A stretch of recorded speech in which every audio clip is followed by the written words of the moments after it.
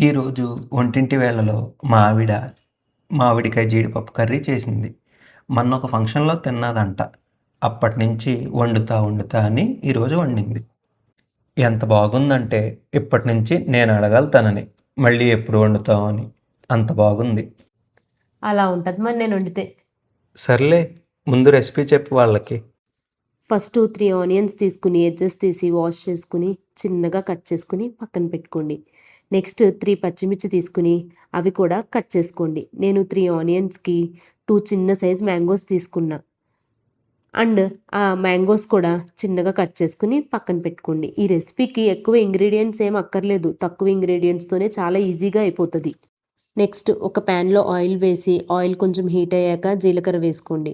జీలకర్ర కొంచెం వేగాక పచ్చిమిర్చి అండ్ కరివేపాకు వేసుకుని ఒక్కసారి కలపండి. అవి కూడా వేగాక ఇందాక మనం చిన్నగా కట్ చేసి పెట్టుకున్న ఆనియన్స్ ఉన్నాయి కదా! అవి కూడా వేసుకుని ఒకసారి కలిపి మూత పెట్టుకొని ఒక 2 మినిట్స్ ఉంచండి. అన్నట్టు మర్చిపోయాను. ఈ రెసిపీ కోసం జీడిపప్పు ఒక 3 అవర్స్ హాట్ వాటర్‌లో నానబెట్టుకొని ఉంచుకోండి.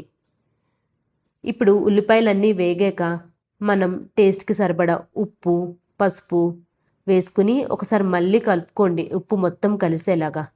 ఒక్కసారి ఒక 2 మినిట్స్ మళ్ళీ మూత పెట్టుకొని ఉల్లిపాయల్ని మగ్గనివ్వండి. ఉల్లిపాయలు మగ్గాక నేను చెప్పాను కదా ఇందాక జీడిపప్పు నానబెట్టుకున్న ఒక 3 అవర్స్ అని. ఆ జీడిపప్పుని అందులో వేసేయండి.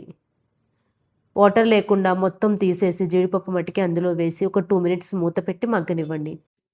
తరువాత మనం ఇందాక చిన్నగా కట్ చేసుకున్న మ్యాంగో ముక్కలు కూడా అందులో వేసేయండి.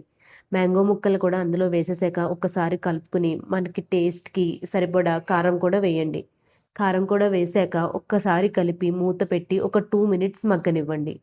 తర్వాత ఓపెన్ చేసుకుని కొంచెం వాటర్ పోసుకోండి. కూరకి సరిపడే అంత. ఎక్కువ వాటర్ కూడా అవసరం లేదు.